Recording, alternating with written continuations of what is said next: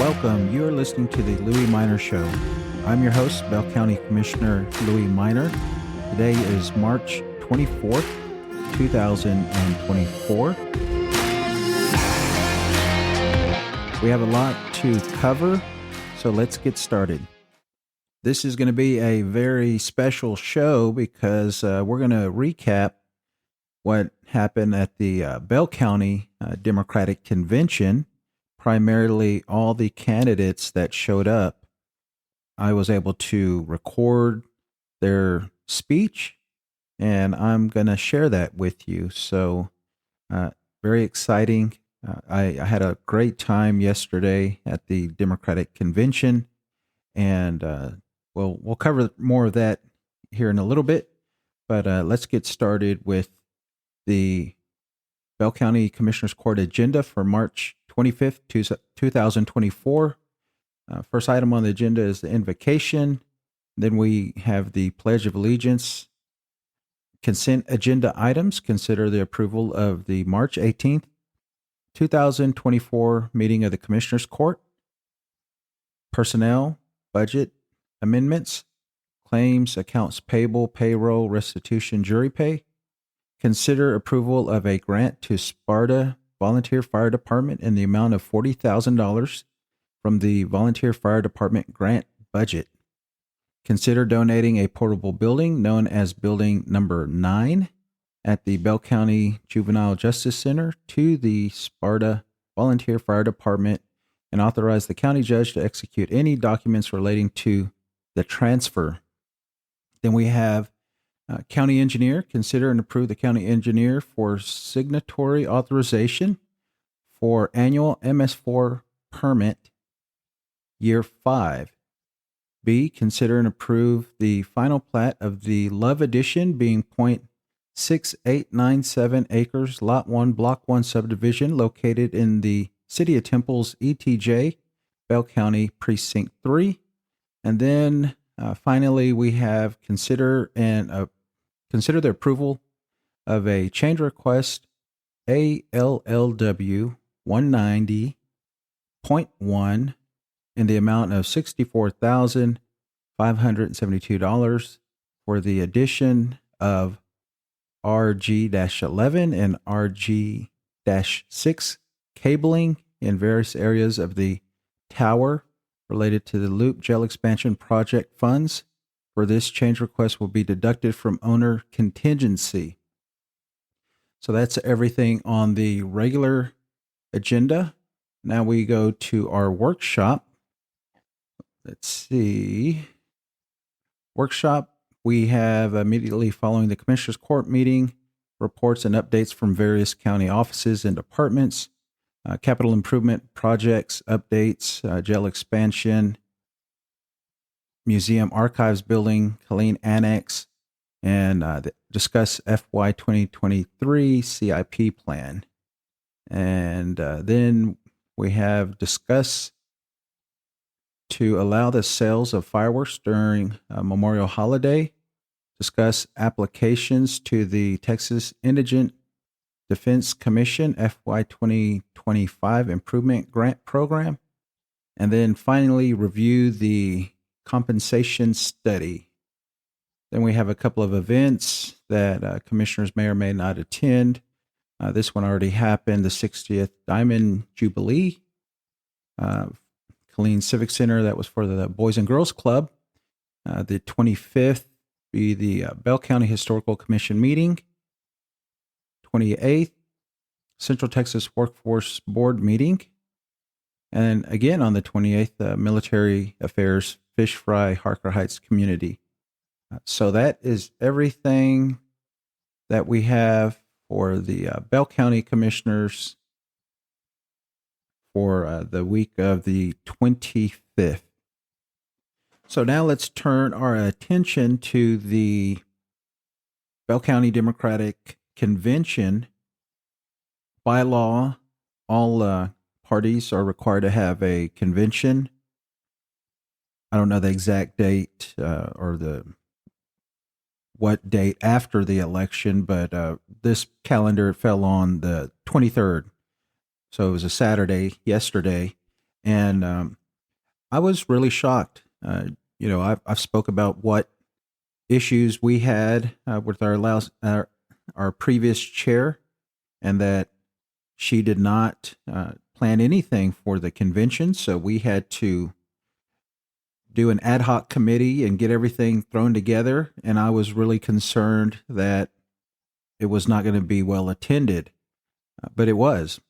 It was well attended, and I'm grateful for everyone that came out and attended. I'm grateful for all the candidates that attended, and so yeah, it was a really good turnout. We had it in Belton, so we didn't go over resolutions like you typically do.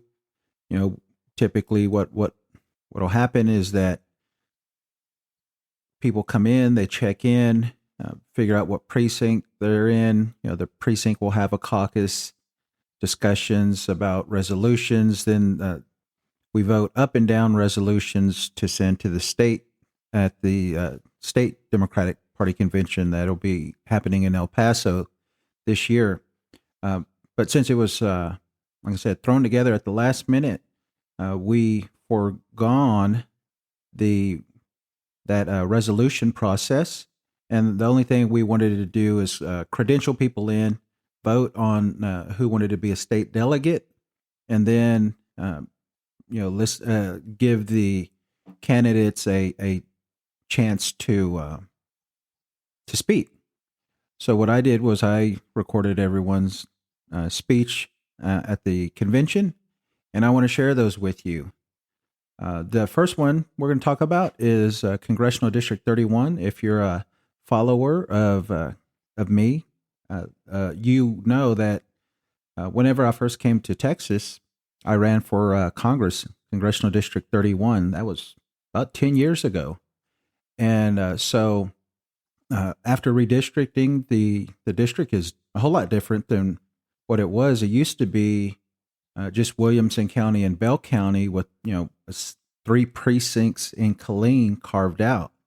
But now they carved out all of Killeen and Harker Heights, and that section is in Congressman Pfluger's. That's Congressional District 11, and the rest of the county is in District 31. So the new Congressional District 31 has those portions of Bell County that I just mentioned. It has Williamson County, not all of it, but a majority of it. Then it has Burnett County, again, not all of it, Hamilton County, and Bosque County. So now there's 5 counties in Congressional District 31. And this one is going to go to a runoff. There were 3 Democrats on the ballot, and they did not have, no one had a majority over 50% plus 1. The candidate that had the most, at 48.4% of the turnout, was Stuart Whitlow. And then the other 2 that were fighting for second place was Brian Walbridge and Rick Von Peel. Now, this just lets you know every vote counts because we did not know who was going to be in the runoff because there's only 14 votes difference between Rick and Brian. 14 votes. So they had to make sure that all the mail-in ballots came in. They had to make sure all that happened in all these counties. So, but you'll hear their response here. So let me play. I think they start out with Brian Walbridge. Actually, this was my first time meeting him. Smart guy. And then they allowed Rick to speak. And then finally it was Stuart. So let me play those for you. I'll cue those up. And then we'll go on to the next one. Welcome, Brian. Good morning, Bell County Democrats. Anyone here from Bosque, Hamilton, Coryell, Burnett? I'm not going to ask Williamson. I've already seen some Williamson folks. No. Again, my name is Brian Walbridge. I live in Leander. Bought my forever home in Leander, raising a family in Leander. I entered this race because I'm angry with Congress's failure to represent me and represent you. And that's why Congressman John Carter needs to go home. That's why I'm in this race. I spoke with someone from the state party earlier this week, an interesting conversation, and was told unofficially, congratulations, you're in the runoff. But you're right, the Secretary of State has not posted those results to the website, at least as of yesterday when I checked. But I've been told that it was a 14-point spread, and that your vote really matters, that I'm in the runoff because of 14 votes. That's what that was communicated to me. We'll watch for those official results. I'm continuing to campaign with the presumption that we've got a long road ahead to November. We've got to push through this runoff and get the best candidate to represent you to Congress. So I'm here today to make the case. I'm in this runoff because I've been campaigning on the issues that matter to Central Texas families. Issues like our broken healthcare system. Congress is asleep at the wheel on healthcare. I'm convinced the majority in Congress do not care about the well-being of families, of you, of people. Instead, we have a majority in Congress who is distracted by big business. They're paid off. We need to get back to representative democracy, where a vote comes from a person, and these non-voting business entities need to get out of our elections. That means getting dark money, big money, foreign money out of our elections. We need to do more for the working poor, and I'm talking about specifically increasing the minimum wage and indexing that to inflation. Talking about issues like women's health, reproductive rights. Congress dropped the ball, folks, by leaving that in the hands of the courts. Congress had decades to codify reproductive rights into law, and they didn't do it. Right. So send them all home. Tabula rasa, all new faces. I'm that face, and I'm asking for your support, not just in the primary runoff, but all the way to the November election. You can read about the issues that I care about and why I think I'm the best candidate to reach young voters and middle-class families. You can find these things at bryantwalbridge.com. You can go there to register your commitment to vote for me in the primary runoff. Spread the word, folks.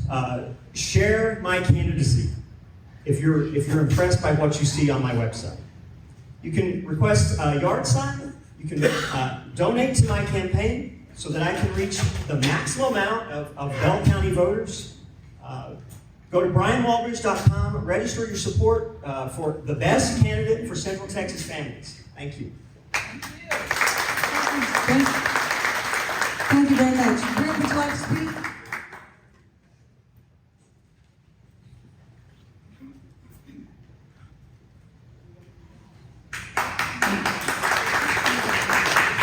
Hey, thank you. I received that same call. My name is Rick Von Pfeil. I understand I'm a former candidate. I received the same call that Brian did. So what I want to do is congratulate those guys. I think let's hear it for our two candidates. We have two great candidates. And I'll make this my final remark. I just want to tell you guys how impressed and happy I am with Texas and with Bell County for selecting a great candidate for Senate and Colin Allred. He's going to run a great campaign. He's going to reach out to independents, recruit young voters, and that's what we need in order to flip the state. Thank you very much. very much. And let me say, I was in the office, I was elected 4 times as a district judge. I ran for state Supreme Court, I ran for the Texas Senate, and I ran for the State House. And I tell you what, I won almost as many as I lost. Well, one little more than I lost. And I tell you what, when you run, you sacrifice a lot and your family sacrifices a lot. And I want to say, win or lose, you make a difference in bringing up issues. Sometimes, Minnie Fisher Cunningham was from Galveston. She led the suffrage movement. And so I studied her a lot. And she, one time, she was the first woman to run for governor. Okay. Actually, I think she was the second one. No, she was the first one. But when she ran because they were talking about the issues. And they're the same issues that incidentally that we're talking about now. But she wanted to bring those issues up, and the current incumbent wasn't talking about them. And back then, it was a Democratic candidate who was elected automatically from the primary. So she ran, and then when she ran, 7 other people joined in. So it turned out to be quite a primary. But those 7 candidates and her made the governor debate things he didn't want to talk about and made him deal with it. So later on, she became one of the columnists and one of the founders of the Texas Observer, because we needed a liberal newspaper, and she was one of the people who did that. So anyway, she ran and she lost. And so the people at Texas Observer asked her later on about how she felt about not winning the race. I mean, and she actually placed above most of the people in the race. She wasn't number 2, but she was above most of the people in the race, which was pretty impressive because she was a woman.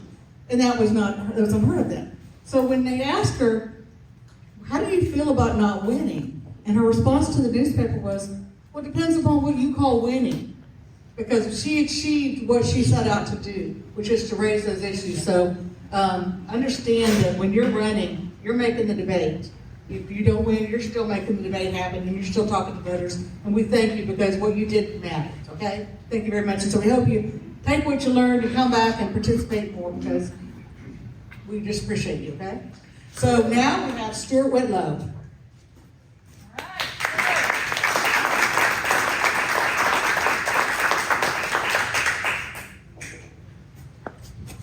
Thank you very much, Judge.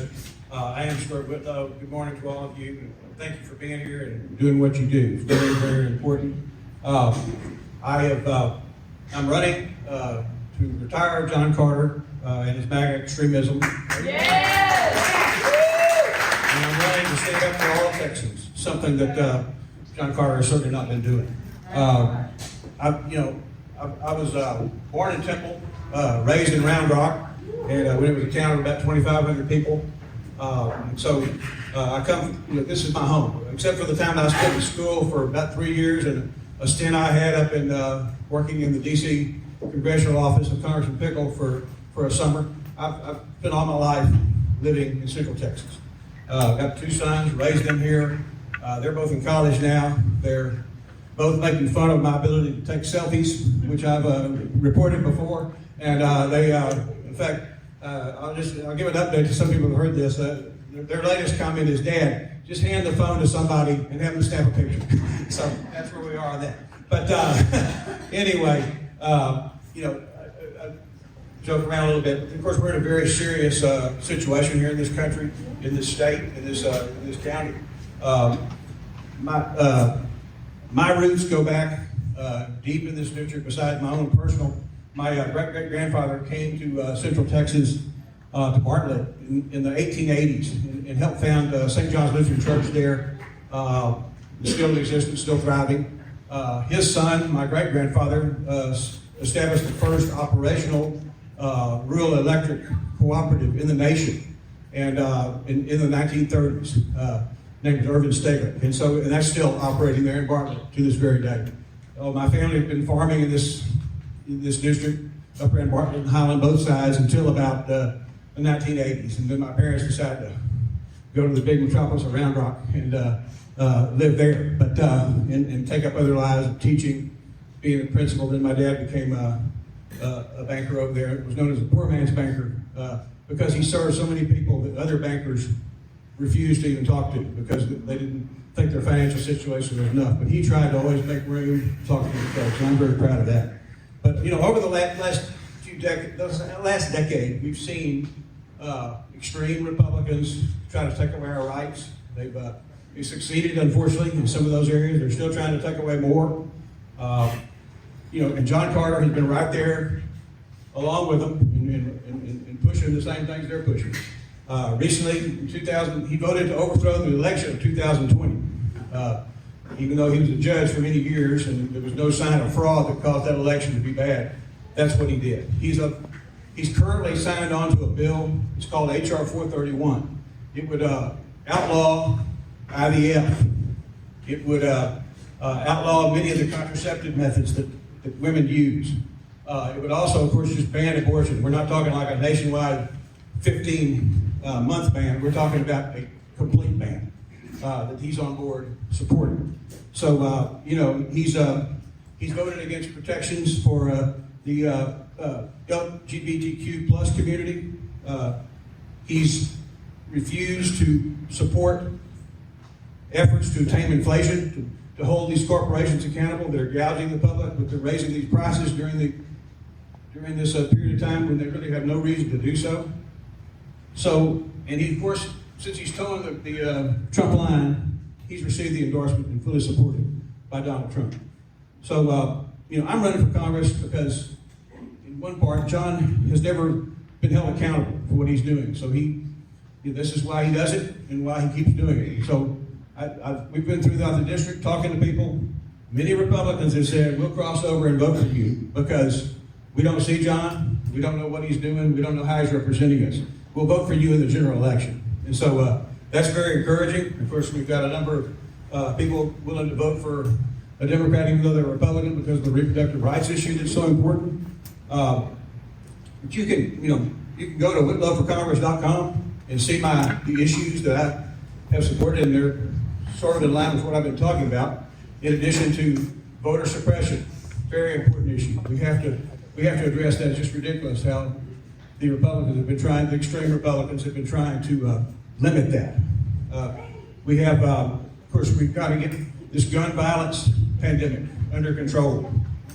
We're not the only country in the world that faces that. We want to, of course, allow our responsible citizens to continue to have, hunting rifles and pistols to protect themselves and things of that nature, but we don't need the assault weapons rifles and other things that we're seeing in the kind of no background checks situations where people are just getting guns that aren't really responsible. Most of the people are responsible, of course, but it's the ones that are not that are causing the huge trouble. So those are just, some of the, of course, we've got to keep this economy going. It seems to be going well. Joe Biden seems to have done a great job in kind of maneuvering through this situation we currently have with the pandemic and everything of that nature. But we got to build it from the bottom up in the trickle down situation we have. So I'm ready to work every day to fight for your rights and for the rights of people who are suffering. This, by the way, 14th anniversary of the Affordable Care Act under Obama. And this today is that day. And so we need what a great thing. It's just become enshrined in American law and been such an important thing. We need to expand that and also, of course, expand Medicaid to our state turned down that opportunity when offered by the federal government. Well, the federal government would pay like 98% of it, and we still turned it down. Just hard to believe. But anyway, I'll close on that. I'm running to retire John Carter. I can't, of course, I need your help. I need everybody to pitch in and go to whitlowforcongress.com to see if you like what you see. We've had a number of endorsements that just recently this week, we've had 4 more important ones. I think we have a handout there. I think you'll be pleased with what you see on that. Thank you very much. So that was our congressional candidates. There's no Democrat challenging Pfluger in Congressional District 11. So now we'll switch over to our next candidate, Don Richardson, who's running for HD 54 against incumbent Brad Buckley. And Dawn, I love Dawn. She's a dynamic speaker. And just so you know, that Bell County, our House districts are gerrymandered. Go figure that. But so HD 54 is an outer ring, and then they call it a donut, and then the donut hole is HD 55. So let me cue up Don and enjoy. My name is Dawn Richardson, and I'm running for Texas State Representative, House District 54.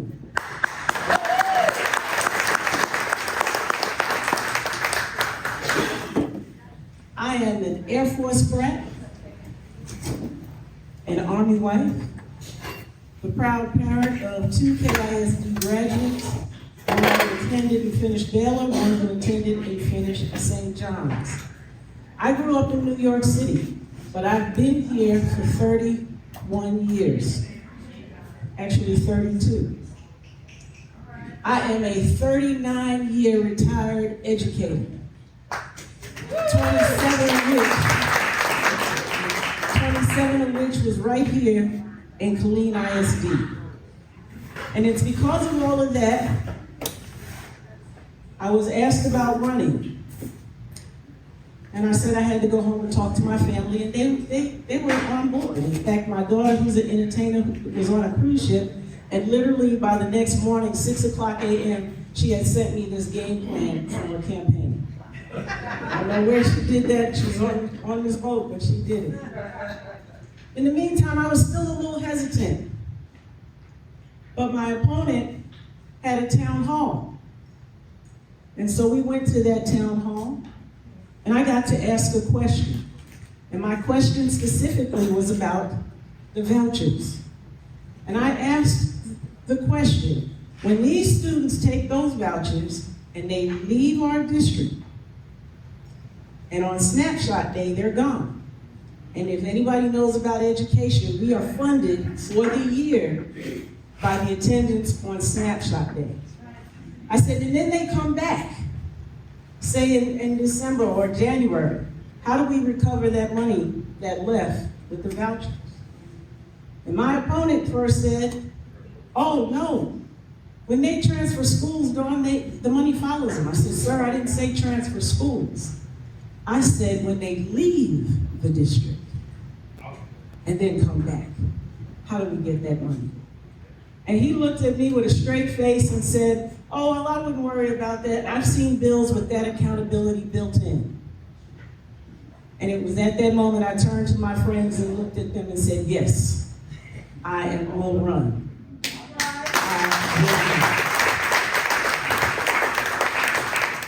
Because my opponent is the author of the voucher bill. That's right. And the reason he's the author of the voucher bill, he was asked, and he said he would do it. You see, I know the ex-chairman of the Education Committee, and he got demoted. He was the longest running Education Chairman. And he got demoted because when Abbott asked him about writing these vouchers and supporting vouchers, he said no. As he should. When Abbott asked a couple of others, they said no.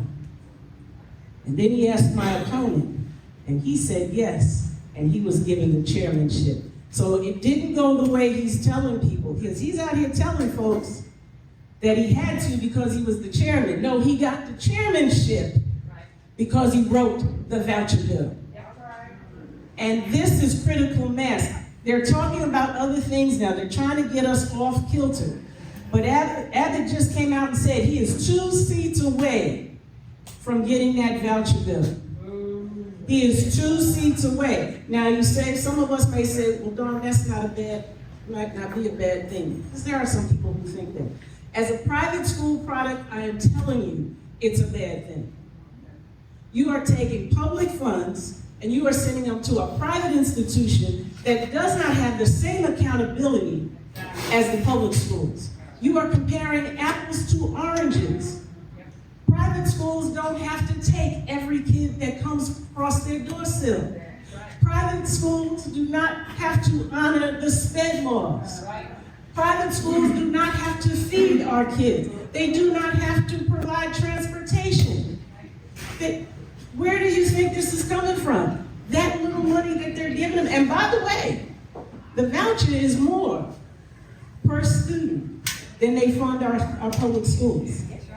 Our public school students are funded at $6,011 per student. They're offering $10,000 in the voucher. Tell me they don't know there's a problem. Tell me they don't know there's a problem. And even that $10,000 we know is not going to cover everything, is it? So who is it going to go to? If you look at the states that already do vouchers, over 75% go to students who are already in private schools. Already in private schools. So what are we doing? We are funding a private education for those who can already afford it. That's right. That's what we need to know. Is this what we want to do? Then we have to look at let's look at Colleen. First of all, I'm not understanding my opponent with the last name Buckley, whose grandfather's name is on the stadium, whose mother and grandmother are were esteemed educators in Colleen ISD, and whose wife is assistant superintendent. Tell me we're looking out for the best interests of our kids. KISD is the second largest employer in Colleen. If we start to hurt that employer, what do you think it's going to do to us economically? We already have young teachers who can't afford to live on their own, who are living with roommates. We start taking money out of the system, what do you think that's going to do? We already in this state fund our teachers $7,000 below the national average. Right. $7,000. When we start doing these vouchers, do you think that's going to change? No, because now you're going to have two systems competing for the same money. Except one system doesn't have the accountability that the other one does. So I stay on that one because that one right now is very vital. I know retired educators who are trying to live on $900 a month. So the other thing is we've got to raise that COLA. Oh yeah, they gave us a little bit of money. And actually they didn't give it to us. I want to thank each and every one of you who voted for the COLA. Because that's where the money came from. I think they thought you were going to vote against it. And then when you did vote for it, they tried to come back and take it back. Did you see that? They tried to actually come back and say that was illegal. But luckily the court said no. So we have to get people in there so that these things can become solidified in law and they can't take it away. The next point I want to make is I have two daughters of childbearing age, not married yet, so I don't have grandchildren.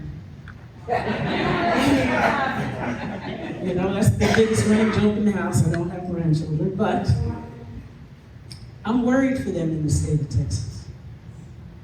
I had more rights to my body at their age than they do now. That can't happen, folks.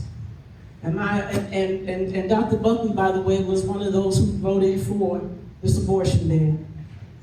Okay, so again, this is what he thinks of us women. All right? We have got to take back our rights. That's the bottom line, folks.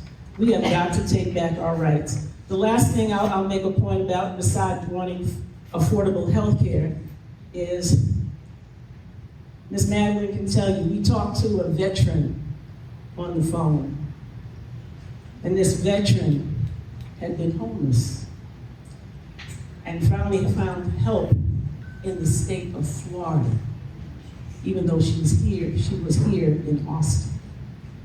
We can't have that, folks. We have got to take care of our veterans. We have got to do that. So again, I don't want to keep you too long, but I'm Dawn Richardson. I'm in this for we, not me. I'm retired, I can stay at home. But this is too important. We've got to fight this fight. We have got to take our state back. I cannot tell you how important this is. If you want to see some of the issues, go to my Facebook page, go to my webpage. I am continually updating it with stories, with the reasons why we have to win this fight, why we have to get people in there who care about us.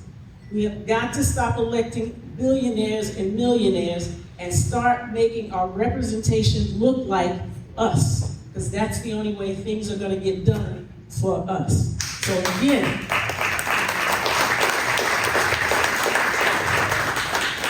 I'm Dawn Richardson, and I am running for House District 54 because we need to let Texas know there's a new Dawn.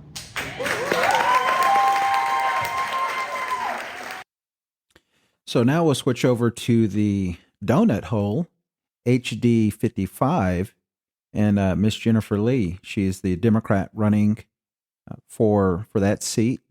And when I first heard that Jennifer was interested in running, I wanted to talk to her, so I reached out to her, and she said, and you'll hear her in this clip.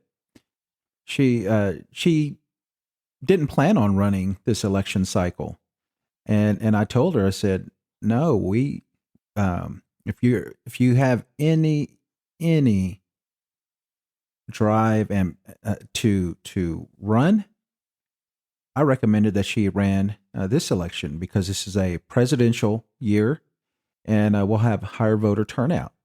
And I told her, I said, you don't know what'll happen by the time November comes, and so I think that she went ahead and decided to run, and I'm glad she did, because something that happened in HD 55 that nobody expected. And that was the long-term incumbent, Hugh Shine, was beat.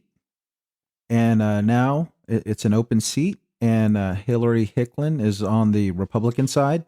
And yeah, she's extreme. If you remember Molly White that held this seat, that's why they brought Hugh out, because Molly was too extreme.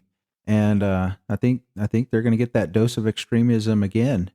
But I'm excited for this race, and so let's cue up Jennifer's speech. Enjoy.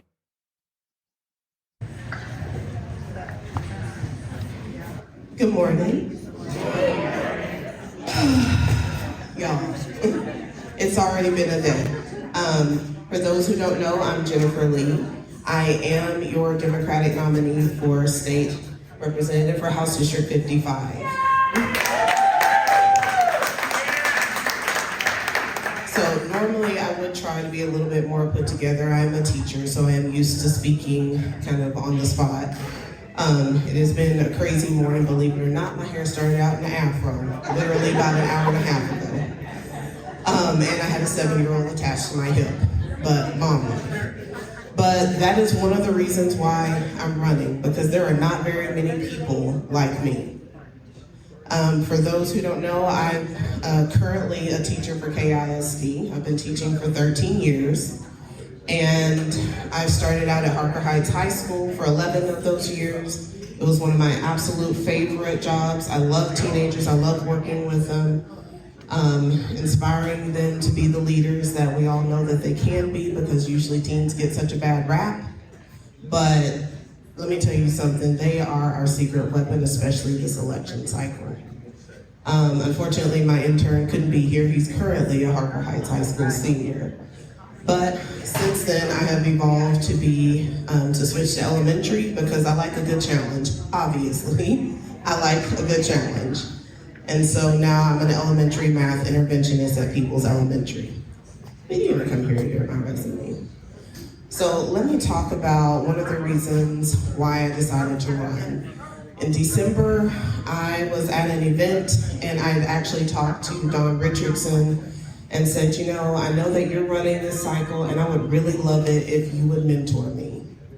And I do know that I want to run for office at some point, but I don't think I'm quite ready yet. You know, I was coaching baseball, coaching soccer, teaching, single mom, all the things that people my age are doing, because we have young families and that's just what we do. And so Dawn said, well, why not just run now?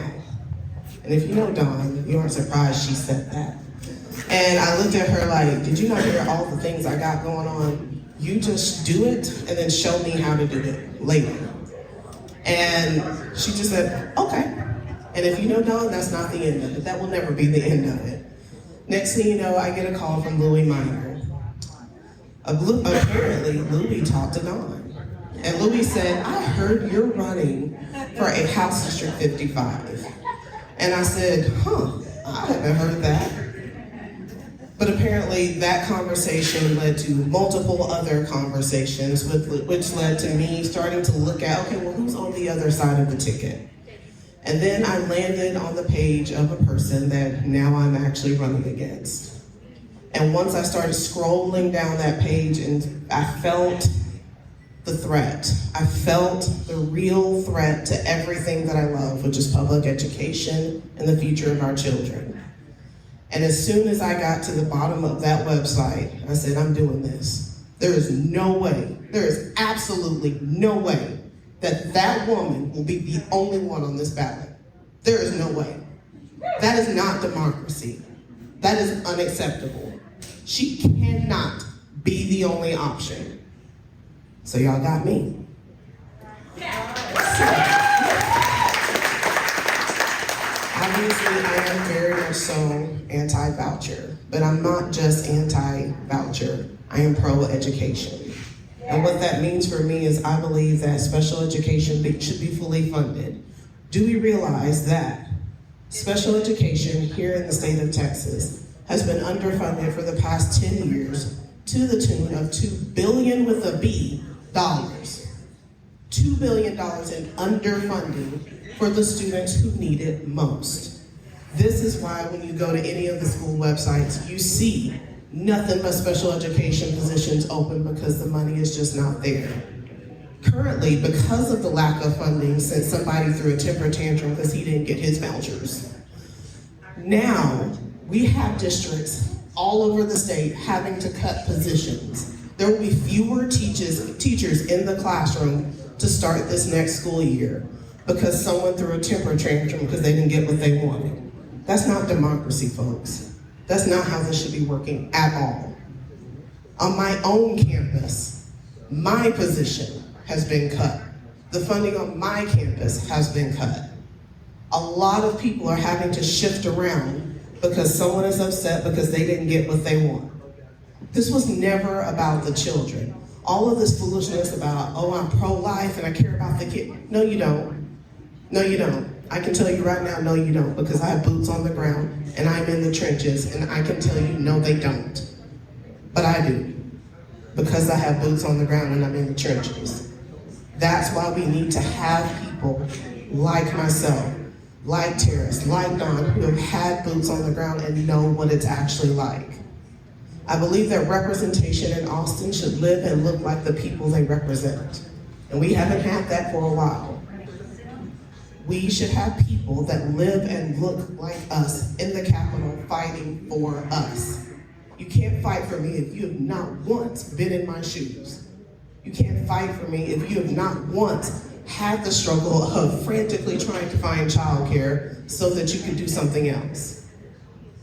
You cannot properly represent the people if you don't understand the people. And I happen to believe, humbly so, that I understand the struggles. I've had the elderly parent who had dementia and Alzheimer's, and we've had that struggle of trying to get them to the doctor's office and trying to pay off all of the medical debt. I understand what that's like. Because unfortunately, my father has passed. But he had diabetes, he had blood pressure, he had Alzheimer's, he had dementia, he had all of the complications because of a broken system. So I'm going to be one of those people who has that experience and will be fighting to fix that system. So lastly, so we talked about education and how we're going to take care of all the children. We're going to take care of our healthcare system. There's one more thing that means a lot to me, which is gun violence prevention. I am proud to say that Moms Demand Action has designated me as one of their gun sense candidates. And the reason being is because I don't believe that gun violence should be one of the #1 causes of death in people under 18, children. That is ridiculous and unacceptable. It should not be easier to get a military-grade weapon that makes even the police afraid. Even the police afraid as an 18-year-old. That is ridiculous. It's not even about trying to take somebody's rights away. It's literally, just literally, about using a little bit of common sense. It's not hard. It's just common sense. If you can overreact at fake voter fraud and all of that election fraud that didn't even happen, and we can have legislation come down the pipeline so quickly for that, but you can have a classroom full of children being slaughtered until they are unrecognizable and you can't do anything about that? You've got to be kidding me. So that's why I'm here, folks, because I am so sick of the foolishness. Absolutely fed up. And I know a lot of you are too. So please, vote for me and allow me to represent you, because we are tired of this nonsense. Thank you. Thank you, Jennifer. So up next, now we switch over to our local candidates. Local meaning county candidates. And we have Brandy L.L. Byrd, who is running for tax assessor collector. And I'll let her explain what that does. But I'm definitely glad that she's on the ballot, that she stepped up. You know, it takes a lot of guts to put your name on the ballot and step up. And Brandy did that. And I'm glad she did. So let's hear Miss Brandy L.L. Byrd for Bell County Tax Assessor Collector. Enjoy. Good morning, everyone. My name is Brandy L.L. Byrd, and I'm running for Tax Assessor Collector for Bell County. I'm gonna tell you a little bit about myself, but first off, I'm gonna start with what is a tax assessor collector. A lot of people don't know. So what a tax assessor collector does, they act as an agent for the state in the collection of taxes for vehicle registration, and here in Bell County, also governing 4 funds and over 4 different offices. So I like jokes, right? So the joke that I like to tell is tax assessor has nothing to do with taxes, just like the Texas Railroad Commission has nothing to do with energy. Nothing. I manage money. Now with saying that, I spent 33 years in finance and accounting. I worked for the U.S. government, federal, state, municipal, county governments, managing money. That's all I've done basically my whole life. I'm almost 50 years old in December. So with saying that, one of the things that got me running for tax assessor collector is, unfortunately, the low voter turnout here in Bell County. So with that low voter turnout, one of the things that I would like to do is bring back civic engagement. One of the things that we're lacking as Democrats is getting people out here to vote, to know that, you know, we stand boldly for democracy. Now, one of the things that I am a proud U.S. Army veteran, and I do believe in democracy, but not only that, I've seen people die, you know, for those freedoms and those rights, and it's wrong for us to have those freedoms taken away, you know, slowly but surely. And one of those things is that I'm taking a stand for that. The other thing is civic engagement, effective utilization of services. So when you go register your vehicle, one of the things that you should encounter is fast, friendly, efficient services. The person that I'm running against, the only reason that they're even doing anything is because they have a contender. For the last 8 years, nobody wanted to run against him because most people don't find tax assessor collecting is sexy. But guess what? I do. I do. And so, but not only that, we can't keep giving things to Republicans and not, you know, saying, oh, I'm too old, or I'm too tired, or the young people need to get out here and do this. Guess what? If you're not out there mentoring a young person that's younger than you on how to do all of this, we're in the wrong. You know, that's what brings me today up here to you guys and running for tax assessor collector, because I am a retired veteran And one of the things that I would love to be is on the beach with sunglasses drinking a mojito. But guess what? I'm here with you. And this is where I want to be as tax assessor collector. And it's not anyone pushing me up here or making me do it. It's not for money. Let me say that. It's not for that. It's for democracy. So I'm asking all of you, one, support your candidates because we need your support. But not only that, bring a friend. Drag a kid out the house. You know they not doing anything but being on the internet. And that's wrong. Y'all have to get people out here and engage in civics. So that's me as tax assessor collector. I've done a lot of great things with money, legally with the United States government. Finance, accounting, disbursing, managing Federal Reserve line, going through the airport with bags of money, jumping out of planes. I'm pretty excited. But not only that, also software development, 3 different programs directly, hands-on, you hit enter, this is what it's supposed to do, that the U.S. Army it utilizes now. So I'm not foreign to money or how to do the job. That's the easy part. The hard part for me is getting people out there not socially, because I don't believe in social civics. No, I believe in getting out there and fighting for democracy. So vote for me, Byrd for Bell, tax assessor collector for Bell County. Thank you, Senator. So next we have Miss Stacey Wilson, who is running for re-election on the Harker Heights City Council. If you recall, Stacey just got elected about a year ago, and the Harker Heights City Council seats are 3-year terms, but she filled a vacancy, so that's why her time was short.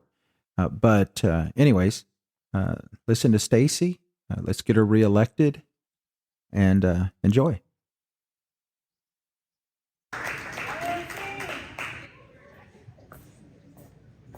Good morning, everyone. First of all, I am so privileged and honored to be before you because you mean so much to me. And when I look around this room, I get really excited because I see the movement of blue getting even more powerful. See, we're embracing who we are. We're not afraid. We are coming out, and we're coming out in big numbers in a strong force. So I am Stacey Wilson. I am currently on the City Council in Harker Heights. I am up for re-election. So many people don't realize, you're running again? Didn't I just vote for you? So here's the history behind what happened.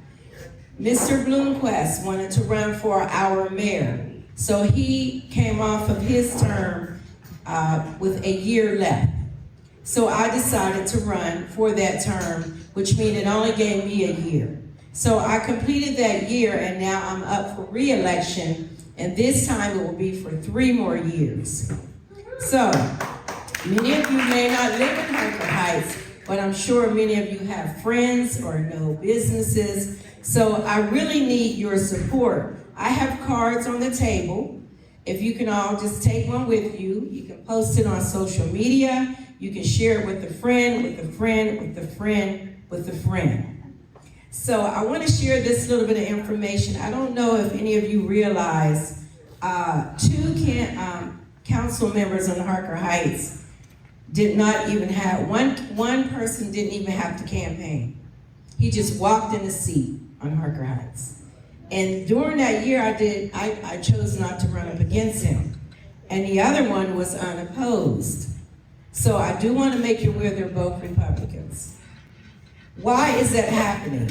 Because we as Democrats have to step forth and decide we're going to go after these seats. So I did, as someone mentioned, I made a sacrifice this time to run up against the seat that Michael currently had. I'm a Democrat. I'm currently in that seat. You showed the power of blue when you put me in that seat. I need you to show the power of blue again and put me back in that seat. We are powerful. If we weren't powerful, I would have never gotten that seat. I would have never gotten that seat if we didn't show how powerful the blue is. We are powerful. We have to show them. We are in the room to stay. We're not leaving. We're in the room to stay. There's a seat at the table. We need to be in the room, but we cannot do this if we don't come together and support each other. We are the change for the future. There's so much work for us to do, and if we're not in a room, if we're not at the table, we cannot be effective in the changes that need to take place. Just being there 1 year, I see there is work to do. I've started some missions, and I would love to complete them when it comes to the community, and it's all about the citizens. Without the citizens, there is no council. Without the citizens, there is no city. We deserve to take care of our citizens. So, Stacey Wilson, I'm on the ballot, it's coming fast. Early voting starts on the 22nd of April. I need you to push this hard. Early voting, election day is May 4th. I would love to be reelected to represent the blue, the great party of the Democrats. I need your help. Stacey Wilson, City Council, Place 2 for Harker Heights. Thank you, Stacey. And I can tell you as So next we have Matt West, who is running for Justice of the Peace in Precinct 3, Place 1. Now, whenever I first met Matt, I've known Matt for a while, but whenever I talked to him, he said he was interested in running for something. And so I told him, I said, look, we have a JP spot that is uncontested on the Democratic side. It's going to be an open seat. And that if we put in all this work to get Terris Goodwin and do all this work to get Jennifer Lee elected, and we're successful in that this is a JP spot then that we could have picked up. And just because no one ran for that spot, we would have lost it. So he decided to run for this seat. So Precinct 3 JP is all of East County, east of the county. So it's Temple, Rogers, and Troy. So let me cue up Matt West and enjoy. Thanks for coming out, everyone. And thanks to everyone who has set this all up. And Omar, thanks to you. I never wanted to be a politician. And I feel like it's the will of the people is all that matters. And so I want to ask you some questions. How do you feel about no-knock warrants? Boo! Get rid of them. Yeah. And myself, I've been in the Army. I've been to college. Done a lot of different things. Why am I here? I'm here because I don't trust a Republican to do it. I don't trust them to do anything. And somebody's got to do it. There's a lot of things about justice of the peace job a lot of people wouldn't want to do. They wouldn't want to sit at the courthouse and listen to people hash out their issues. But I think I'd like to help people resolve things, move forward. And, another thing I'd like to ask you, what about the school to prison thing? We don't want that, right? The plan has been to set people up for failure, and then once they are down, kick them when they're down. Well, that's not what I want to do. I want the court to serve the public in a positive way. And I hadn't really prepared a whole lot to say, so if you have any questions, I'll take them. Otherwise, Vote for me, vote for these fine people. And who's next? Thank you. So next we have Miss Terris Goodwin, who's running for County Commissioner Precinct 3, which is Temple, Troy, Rogers area. And I'm very excited for her race. Very, very excited. She knows a lot of people. She has organized Temple before, and that's exactly what the party needs in Temple for us to get competitive countywide. So I think she's going to do a great job. She's a great candidate. So be sure and support her and enjoy. Alrighty, hello everyone. So I recognize a lot of your faces. Some of you I don't recognize yet. So I'm going to answer a few questions. Who am I? So my name is Terris Goodwin. I am running for Bell County Commissioner Precinct 3. I am a longtime Temple resident. I'm a nurse for a decade now. I am a mother, and I am as committed to this community as anyone, I would say.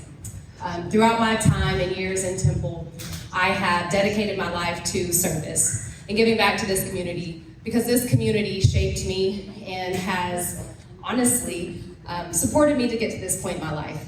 I bleed blue, and in this room it might mean differently than how I say it. If you're from Temple, is anybody from Temple? So, you know, Temple Wildcats, we bleed blue, right? And my parents are educators in the Temple ISD School District. My mom was a school counselor and worked in the alternative school with at-risk youth. I think that's where I got my love for service and sharing the perspective and valuing the perspective of others. My dad was a football coach, so I had lots of brothers at my house every night eating with us. And so with that, those values that I think my parents instilled in me of advocacy, compassion, empathy, I took that and poured it into nursing. I became a nurse. When my son was 6 months old, I went to nursing school. And I've been a nurse since, and throughout that time, those values that I spoke of have become even further ingrained in my DNA. And those values are important. If you know you've had a nurse who's taken care of you, a good one, you felt those values coming through from their heart, through their hands to your care.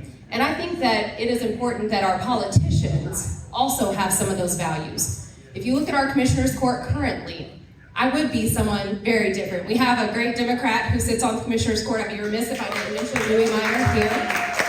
And he has done great work for our community, but he is in the minority there. And so there are things that he mentions and brings up that are not seconded and are dead in the water, meaning the public doesn't even get to speak on it, consider it. And so I would love to bring a different perspective to this group. I would be the first woman if elected. I would be the youngest. And not that that's the only reason you should vote for me, but it is important. The things that I think our community needs are responsible growth and development. As we see, our county, our communities, they're growing rapidly. It's not a if, it's a when.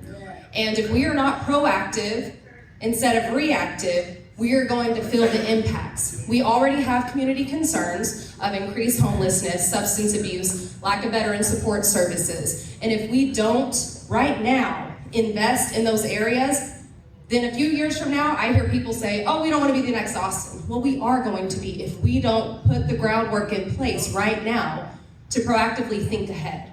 And so that responsible growth and development, also our infrastructure. I was at a meeting with Commissioner Louie and at the Commissioner's Court, and a gentleman brought up the roads, and he was telling us this innovative road process, and he was asking us the status of our roads. Do you know which roads would need this, would benefit?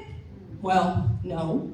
Do you test them? Well, no. Well, how do you know when they break, then we fix it. And that is the mentality of the Commissioner's Court, that reactive instead of proactive. And we can't afford to do that. In nursing, your nursing and medical care, we can't afford to be reactive. We have to be proactive. And that same approach needs to be taken here. Also, our indigent healthcare program on healthcare note, that is something that a large portion, decent sized portion of our budget goes to. about 10%. So that's your taxpayers' money funding the indigent healthcare program.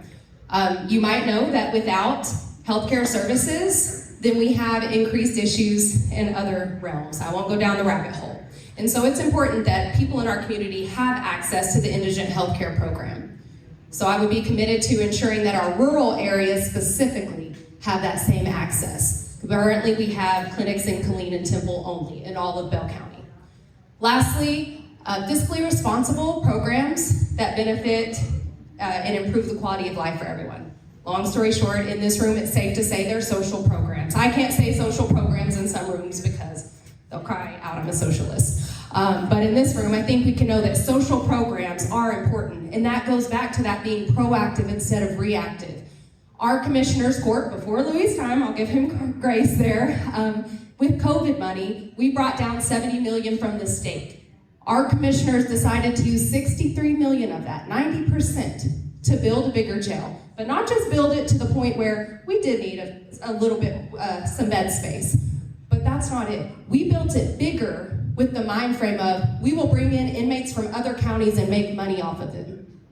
So if I were there in that time, I would have advocated for us, instead of building a bigger jail, let's invest in programs that keep people out of them. Yeah. Other counties did do that. Other counties gave their low-income residents rental assistance. Other counties did grocery assistance. Other counties invested into work programs. We could have done that, but instead, we built a bigger jail. And so if I'm elected, I will have a commitment to getting creative, working with these nonprofits who are doing the work. Nonprofits that I myself have worked with. I sit on 4 volunteer boards. I'm passionate about it. But there's this disconnect between those entities, the funding, and our government at times. So we have to have somebody who's willing to get creative and invest in those programs. So if you elect me, I think you'll find a voice representation that also, like many of our other friends have said, are more in line with who we are. Okay, I'm a normal person. I'm a mom, I work, and I care about this community. So November 5th, Terris Goodwin for Bell County Commissioner, and please, I wasn't here earlier, so please go to my table and say hi, get a card, sign up to volunteer. I was picking up trash this morning. So y'all have a good day, thank you. Thank you. So next we have Justice of the Peace Gregory Johnson, who's running for re-election in Justice of the Peace Place, Precinct 4, Place 1. And I'm glad he's running again. He's been a great judge, hardworking judge, and he has an interesting opponent. I'm sure we'll get more into it. But the Republican side, Jonathan Okray, he's already been arrested 2 times. First for I forgot the exact wording, but it was abuse of a 911 call operator. Apparently, according to the newspaper, he made a phone call to 911. They called him back because I guess he didn't say anything, and he just berated and cussed and screamed and yelled at the 911 operators, and they arrested him for that. And then he was in city council, and as a condition, bond condition, he broke one of his bond conditions, and they rearrested him at a city council meeting. He was there to speak in opposition of having guns, and he did go to the city council meetings with a shotgun strapped to his back. So that's going to be an interesting race, but I think Judge Johnson has no issue getting reelected. So here it is, Justice of the Peace Gregory Johnson. Enjoy.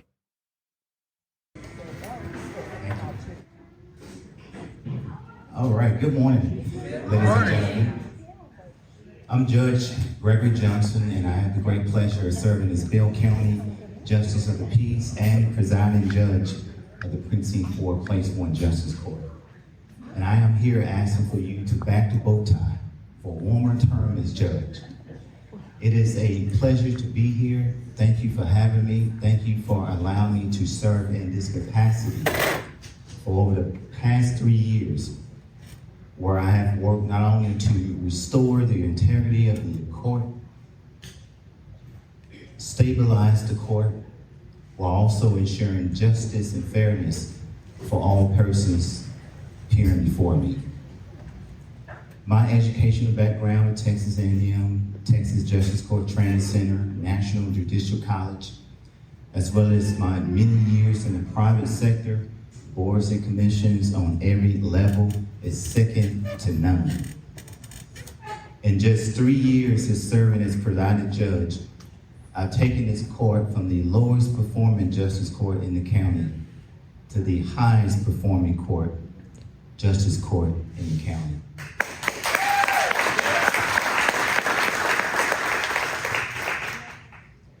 There was a time that this court was a laughing stock. This position was a laughing stock. People in this county had no confidence that a Democrat could hold on to this position and be successful and effective in it. And today, we proved them wrong.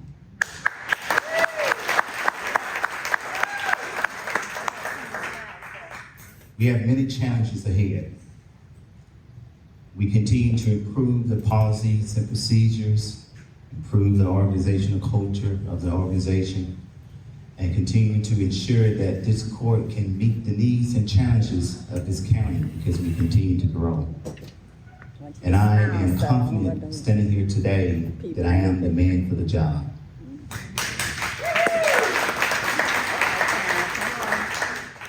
Those challenges include shutting down the pipeline to prison. Those challenges include clearing up cases that I'm still working on from 20 years ago. Changing the mindset that judges can be proactive and not reactive. And that is why it's important that each and every one of you get out of here and vote for people like myself and people that are standing here today, standing on the ballot. Because as Councilwoman Wilson said earlier today, if you're not at the table, you will be on the menu. I am Judge Gregory Johnson. I'm asking for you to back the bow tie for one more term as Bell County Justice of the Peace, because experience counts. Thank you. Thank you, Gregory. Well, next they asked yours truly to say a couple of words, and what I wanted to do is rally everyone and let them know what's on the line in November. So sit back and enjoy. Back, okay? Okay.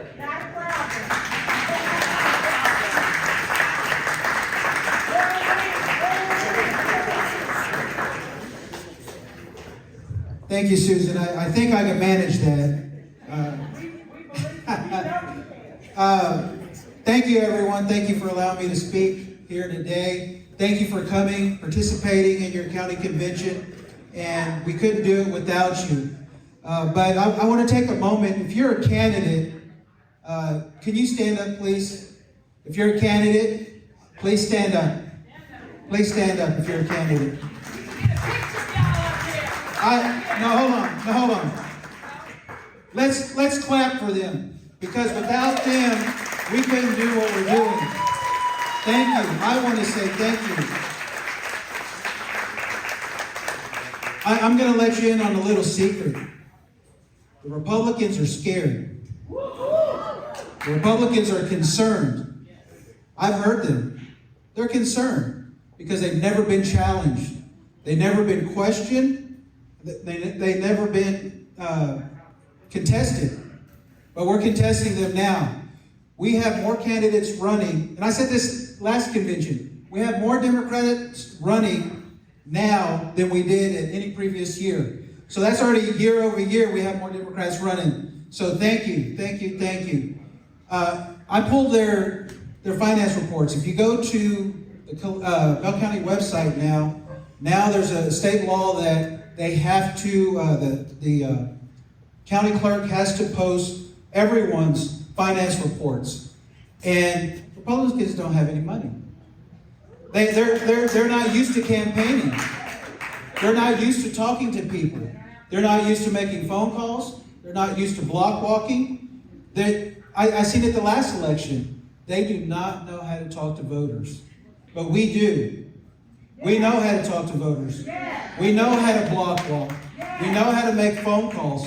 And now we've got candidates to support. And we're going to take this county. We're going to take this county. We're going to elect Terris Goodwin. We're going to elect Brandy. And it started in Precinct 4. It started in Killeen. In 2016, there was not a Democrat elected anywhere in the county. But that changed when Dr. Brown, Claudia Brown, she was the first Democrat in Bell County to get elected as a Democrat. That happened in Precinct 4. And now every elected official in Precinct 4 is a Democrat. In Killeen is our stronghold. We could win countywide if we got people to vote just in Killeen alone. But that's not going to be our strategy. We need Temple. We need Temple voting. And that's why I'm so proud that Terris decided to step up and Matt decided to step up. And even Jennifer decided to step up. And the people need a choice. The people need an option. And we're going to do that. And if you see what's happening, we're marching east. Killeen is the stronghold. We're marching east because we got Stacey elected. We got Proposition 8, decriminalizing marijuana, approved 3 times in Harker Heights and approved in the city of Killeen. And there were plans that we were going to do that in Temple, but it just didn't happen this go around. But we haven't forgot about Temple. We're going to work on that. We're going to work on that because it's right for the citizens and it's right for the taxpayers, right? So what can we do to help out all of our candidates? Well, we can block walk, we can donate, and we can make phone calls. And we need to do all 3 of those. And I'm sure the candidates will appreciate it, and I'll appreciate it. But you know, I'm looking at our timelines. To me, we all need to be rallying around Stacey right now. Stacey needs our help. Everyone in this room should be helping Stacey and reaching out to see what she needs. It doesn't matter where you live, but you can make phone calls, you can donate, and you can knock on doors and help Stacey. And I believe she's block walking this afternoon and tomorrow. So please get with Stacey and help her out. We need to get her re-elected. She's a strong voice and a strong advocate in Harker Heights. And like I said, we need to keep on marching. We also have Democrats in Ellenville. That just reminded me. We got Democrats in Ellenville too. So we're marching east. Now we're getting ready to go up Ellenville Hill. And that's what they're scared of. That's what they're afraid of. So we're going to hold them accountable. We're going to keep fighting and for our voters and let them know what's going on in the future. The future is the Democratic Party. By the end of this decade, we will have multiple county-wide positions. I guarantee you that, because we're going to keep on working. So thank you for everything. I want to thank you for your support of me.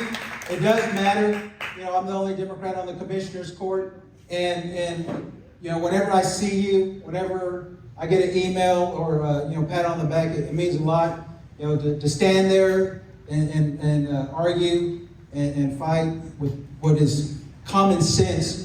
With a lot of the Republicans, it's not easy, but because I have your support, I know you're out there supporting me, it makes it a whole lot easier.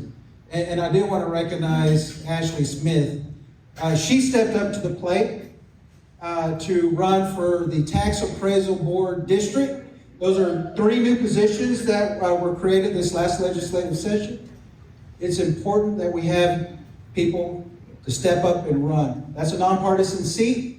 But no one is running, correct? So she is going to be the next Tax Appraisal District representative for Bell County. because she stepped up, and now we have someone that's going to be on that board.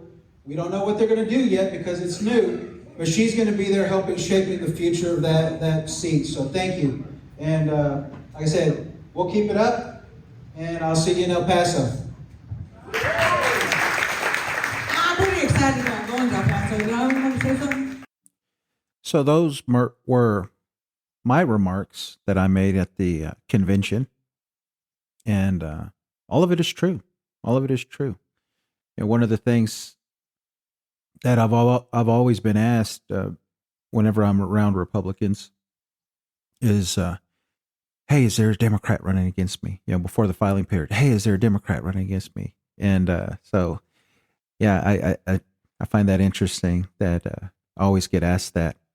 But I think from now on, I'll be able to say yes confidently, because I'm sure that we could field candidates, and getting that pipeline together of qualified candidates to run is important. And this is that step. We're planting that flag in the ground and see where things stand for Democrats here in Bell County.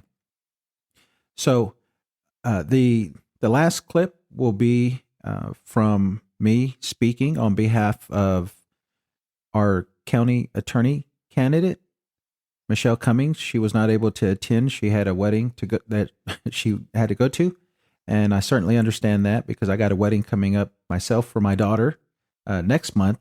So, anyways, these were her remarks. She sent to me in an email and wanted me to share with the convention goers. So, enjoy.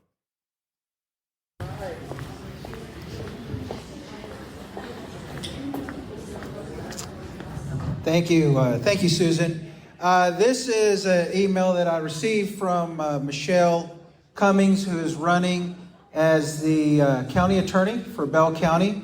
She is running against Jim Nichols, who's a long-time county attorney.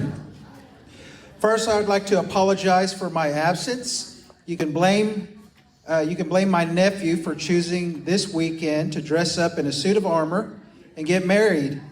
Second, thank you for being here and your dedication to the people of Bell County. I am running for Bell County attorney. The Bell County attorney is one of those seemingly small positions that doesn't get enough attention for the importance of the role and the impact it plays on the community. The Bell County attorney is primarily responsible for prosecuting misdemeanor offenses, prosecuting juvenile offenses, advising county officials, bringing suits on behalf of the county, and representing Child Protective Services for actions they bring against families in Bell County. The misdemeanor court system is often the first encounter a person with the criminal justice system, and the decisions made by the county attorney and its staff are instrumental role in a person's life. Prosecutions determine success by conviction rates, and this outdated way of thinking is not beneficial to an individual or a community. As county attorney, my goal is to change the way we handle misdemeanor offenses, to look at individuals and circumstances just as much as we look at crimes they are accused of committing. By doing more early intervention and pretrial diversion, the hope is that more individuals are given the opportunity to go down a different path, one that gives them hope for future success, one where opportunities are not denied based on a misdemeanor conviction. While there are many more things I would like to say regarding each area that the Bell County attorney handles, I understand that my time is limited, so I will wrap with this. The first thing I will do as county attorney is dismiss the lawsuit against the city of Killeen. It is a waste of taxpayer money and a shame to sue a city within your own county. A county attorney should work with the cities, not against them. Second, I will work with cities to develop an effective means to handle marijuana possession that will not be a violation of any state law. Lastly, I will make the county attorney's office more transparent government office, because transparency is key, not only to an effective government, but also an indicator that the government is working for the people it serves and not for personal gain of the people's office. Thank you again, and I look forward to serving you all as Bell County Attorney. So that was from Michelle. So, she was one of those people that when I met and I first talked to running for office, she was very hesitant about it. But I think her passion for juveniles, for children that are in the criminal justice system, that is what changed her mind. And when she saw how much the county attorney's role in that position. Now, So there you have it. That was all the speeches from candidates that attended the Bell County Convention. There were a couple of candidates that were not there, unfortunately, for whatever reason. And hopefully we get them on the show.